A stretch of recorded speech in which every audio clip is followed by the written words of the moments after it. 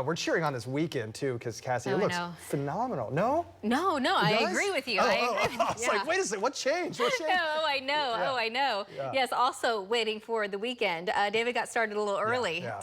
We're cheering you too. I'm glad Cassie's here, right? I know, right?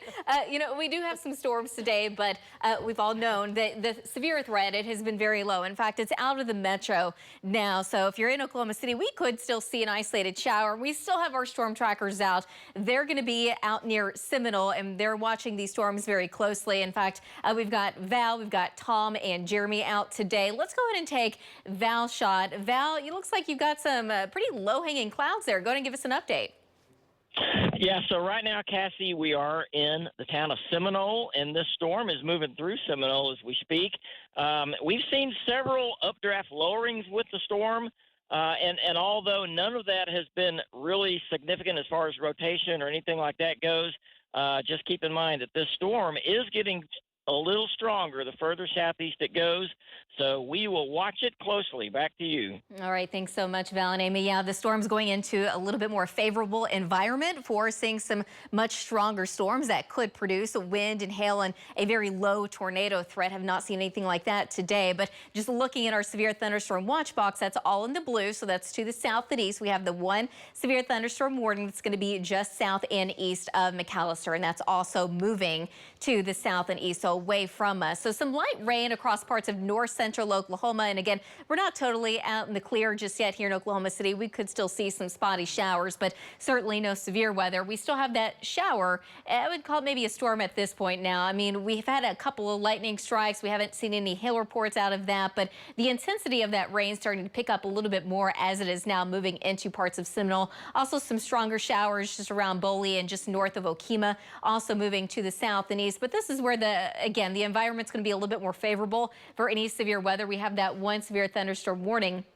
that is just south of McAllister, and eventually, if it holds together, moving into Clayton. Looking at our hail detector, we've seen a lot of possibly maybe up to dime-sized hail quarters from time to time, especially in that one severe storm, but even that is losing its hail marker. So looking at some of the rain, and again, this is over the past 24 hours, we had a really nice rainfall that moved in overnight and early this morning, especially in the north and west, and that's the part of the state that's needed it the most desperately. But here in Oklahoma City, ending up with officially 1 inch of rain. This is our Norman regional camera up of our Lucky Star Sky Cam network. Certainly looks like it wants to rain. We're down to 66 degrees with a north wind at 23, wind gust at 37 miles an hour. So it's going to feel a little bit more chilly this evening. Temperatures already dropping down into the upper 50s to the north and west, but low to mid 80s in parts of southern and southeast Oklahoma with a north wind anywhere between 20 to as much as around 35 miles an hour. But that wind is still generally coming in out of the south. That's pretty light in the far southeast. And just kind of looking at the big picture, this storm system is going to continue to spin off to the south and east. High pressure building in over the northern plains and eventually some drier air moving into Oklahoma. So yes, for this evening, we still have a slight chance of seeing some isolated showers, but the thunderstorms staying well to the south and east overnight. Tonight, we could even see a little bit of clearing take place here eventually. Temperatures will be a lot cooler, though, in this weekend. It's all leading up to a much drier weekend, finally, both Saturday and Sunday. The only exception being the Panhandle, where we could always use the rain. More storms possible there by Sunday. As we get into next week, storm chances do return. We're going to be in more of a northwest flow. We're going to have several waves move into Oklahoma, and that's going to bring several chances of rain and storms. But here's the good news. As we get into Memorial Day weekend, we start to warm things back up into the 80s, and it's also looking dry just in time for the holiday weekend. So for this evening, a slight chance of an isolated shower, but storm chances, they're going to be a lot higher in the southeast, and that is where we have that threat of severe weather with a very low tornado threat along with it. Could potentially see in some of these stronger storms up to golf ball size hail, would see more quarters than not.